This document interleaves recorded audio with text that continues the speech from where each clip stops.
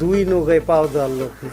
আমাদের তথ্যমন্ত্রীর দেওয়া উচিত এফডিসির ভিতর কিছু ফালতু কিছু স্টাফ আছে, এটার ধ্বংস, এটা যদি ধ্বংস না হয় এই স্টাফগুলো বদলায় ভালো গুণীমানের স্টাফ। আমার মেয়ের ওখানে কি ছিল, সে মারছে, এই অ্যাকচুয়ালি সালমানের সাথেই বেশি ম্যাচিং হতো তার। একটি মৃত্যু, একটি নায়ক, আর 3 দশক ধরে উত্তর খুঁজে ফেরা একটি পরিবার। সালমান শাহ বাংলা চলচ্চিত্রে যে নাম আজও দর্শকের হৃদয়ে অমলিন, কিন্তু তার মৃত্যুকে ঘিরে রহস্যের পর্দা যেন কিছুতেই সরছে না। নতুন করে সেই আলোচনায় আগুন জ্বালালেন সালমান শাহর মা নীলা চৌধুরী। মামলার ডনকে নিয়ে আমার কিছু বলার নাই। আমি ডনকে একটা কথা বলছি, আমি বলি, দেখেন, পাপ কখনো বাপকে ছাড়ে না, এটা কিন্তু চরম সত্য কথা। ডন যদি অন্যায় না করে থাকে অবশ্যই সে খালাস পাবে, আর যদি ডন অন্যায় করে থাকে তাহলে তার পাপের শাস্তি সে পাবে। ডলি জহরের নাম। সুপ্রিয় দর্শক, আসসালামু আলাইকুম রহমতুল্লাহ। আশা করি ভালো আছেন সবাই। সুপ্রিয় দর্শক, ভিডিওর থাম্বনেল, টাইটেল, ভিডিওর কিছু অংশ বিশেষ দেখে আপনারা ইতিমধ্যেই বুঝতে পেরেছেন আজকের ভিডিওটি কতটা গুরুত্বপূর্ণ। সুপ্রিয় দর্শক, তাহলে আমি আর কথা বাড়াচ্ছি না, তাহলে চলুন আমরা কথা না বাড়িয়ে সেই সম্পূর্ণ বিস্তারিত ভিডিও দেখে আসি। তার আগে আপনাদের প্রতি আমাদের একটা ছোট্ট রিকোয়েস্ট, যারা আমাদের চ্যানেলে এখনো নতুন অবশ্যই চ্যানেলটি সাবস্ক্রাইব করবেন, আর যারা ইতিমধ্যে চ্যানেলটি সাবস্ক্রাইব করছেন আপনাদের অসংখ্য ধন্যবাদ। তাহলে চলুন এখানে আমরা বিস্তারিত ভিডিওটি দেখে আসি। তো একটা ছেলে দৌড়ে এসে আমাকে বললো, আপনাদের সালমান না হলি ফ্যামিলিতে নিয়ে আসছে, ও আত্মহত্যা করতে গেছিল। তখন সামনে তো পাশেই বসা, কি হয়েছে কি হয়েছে আন্টি, কি হয়েছে? পাবলিকও ফোন দিচ্ছে, কিন্তু বলে কোথায় ওই সিমরি, কোথায় ওই ওই কি বলে ওই ডাইনি, কোথায় আজে বাজে কথা বলতেছে। আমি গলা চেঞ্জ করে কথা বলছি, তো ভাবছে শাবনুরের মা হয়তো, তো কনফিউজড, বলে কে আপনি, আপনি কি শাবনুরের মা বলছেন? কোথায় আপনার মেয়ে, কোথায় বার করেন। 6 সেপ্টেম্বর 1996 তিনি মারা গেলেন। এখনো কিন্তু সবাই কনফিউজ দ্যাট আসলে আত্মহত্যা না হত্যা।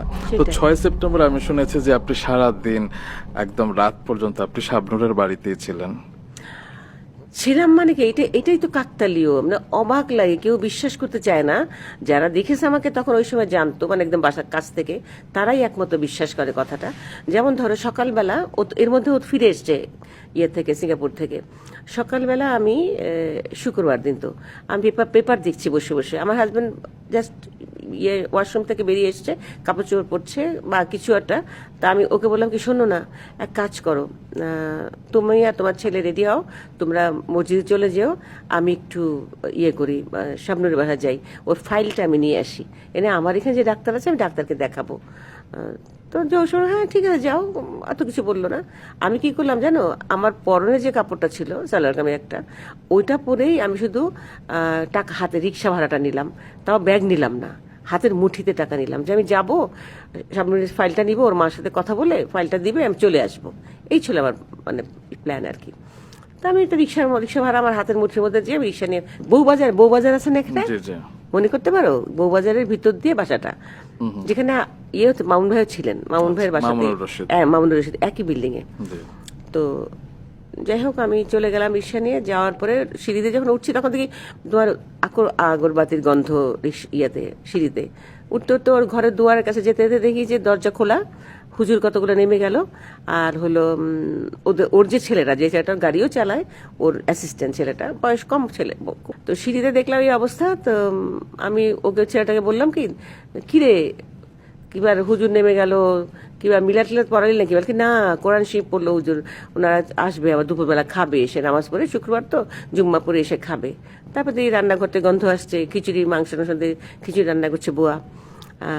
তারপরে ইয়ে কোথায়, সামনে কই, বলে যে আপা আছে, আপার রুমে। এমনি এই পাশে ও, আর এই পাশে রুম থেকে, ওর মায়ের রুম থেকে ওর ঝুমুর বেরিয়ে আসলো, ওর বোন। হ্যাঁ, তো এবারে যে আসেন আসেন আন্টি আসেন, ডাকলো, আমি নুপুর করে, যে এই তো ও রুমে আছে, বলতে বলতে ও বেরিয়ে আসলো। আর তোর মা কই? বলে যে মা মামার বাসায় গেছে। আর বলতে হবে তাই বলে ফেলছে, ঠাস করে মামার বাসায় গেছে। আর সামনে এসে বলে কি, আম্মা একটু মার্কেটে গেছে, আসেন আমার পাশে এসে রুমে এসে বসো। বসলাম, যে কথা বলছি, কিছুই না, আমি যে দেখ, আমি তোর ইয়েটা নিতে আসলাম, ফাইলটা নিতে আসলাম, আমি নিয়ে চলে যাব, এই জন্য এইভাবে চলে আসলাম রে। তো তোর আম্মা কখন আসবে? আসলে ও বলছে কি, আম্মার কাছে তো ফাইলটা তো ইয়েতে, আলমারিতে, আম্মার কাছে যাবি। তো আমি তো কখন আসবে এটা নিয়ে আমি চলে যাব, বলছে। বলতে বলতেই ফোন আসলো, ল্যান্ড ফোনে। তো শাবনূর নর্মালি ফোন কিন্তু ধরে না, ধরতো না আর কি, ফ্যানরা ফোন ধরে বিরক্ত করে, তো ফোনটা ধরে আমাকে বললো আন্টুস তুমি ধরো, আমাকে ও আন্টুস বলতো, আন্টুস ফোনটা ধরো। তা আমি ফোনটা ধরলাম, হ্যালো। ও আমার হ্যালো শুনে ওখান থেকে মন্ডল বুঝে ফেললো, ইয়ে ডিরেক্ট পরিচালক মন্ডল, ভাবি আপনি ওখানে? আমি যে মন্ডল, হ্যাঁ কি রে কি ব্যাপার? আমি সিরিয়াস না, কি রে কি ব্যাপার? তাহলে যে আপনি ওখানে কেন? আমি কেন মানে আমি আসতে পারি না? বলে না শুনছেন আপনি? বলছি কি? যে এরকম ব্যাপার সালমানের ইয়ে নিয়ে, সরি ওনাকে এরকম আত্মহত্যা করতে গেছিল, ওকে নিয়ে ইয়েতে হলি ফ্যামিলিতে গেছে একটা ছেলে, আমি ঢুকছি গেট দিয়ে, তো একটা ছেলে দৌড়ে এসে আমাকে বললো আপনাদের সালমান না হলি ফ্যামিলিতে নিয়ে আসছে, ও আত্মহত্যা করতে গেছিল। তো এইরকম, কিন্তু তাই সত্য মিথ্যা কি বলিস তুই? যা তো ভিতরে ভিতরে যে পরিচালক সমিতি দেখ আর কে কে আছে, একটু কথাবার্তা বলে একটু জানাতো, প্লিজ জানাবি। তখন সামনে তো পাশেই বসা, কি হয়েছে কি হয়েছে আন্টুস কি হয়েছে? তা আমরা যে এই ব্যাপার শুনলাম, না না না তা কেন? ও একটু অস্থির হয়ে গেল আর কি, না আমি জানি না, আগে শুনতে দিয়ে আগে কি বলে, ও বলুক না, ফোন করুক না। তারপরে ও ফোন করার আগেই কে যেন ফোন দিল, আমাদের পরিচালকে একজন ফোন দিল, শাবনূরের মাকে খুঁজছে। কিরণ ভাই? কিরণ ভাই না, কেউ একজন। সবাই তখন কথা, অনেক ওই দিন অনেকে কথা বলেছে, তো আমি সিরিয়ালটা ভুলে গেছি কে কখন করেছে। তো হলো যে এরকম ব্যাপার, ডলি ভাবি আপনি নাকি ওখানে, আপনি কেন কি শুনে গেছেন কিছু? আমি কিচ্ছু জানি না, কি হয়েছে বলেন তো? তো বলে যে এই ব্যাপার হলি ফ্যামিলিতে ওখানে রাখবে না ওরা, ওখান থেকে বোধহয় ঢাকা মেডিকেলে পাঠাতে বলেছে। আজ ও আচ্ছা। তারপর তো শাবনূর আরো চিল্লাচিল্লি শুরু করে দিল, ঝুমুর এসে বসলো পাশে। তাই আমি বললাম যে আল্লাহ এখন কি করে জানি ফাইনাল কি কি ব্যাপার, কিছু বুঝতে পারছি না। অ্যাক্সিডেন্ট করলো বোধহয়, গাড়ি নিয়ে যেভাবে চালায় তো অ্যাক্সিডেন্ট করারই কথা।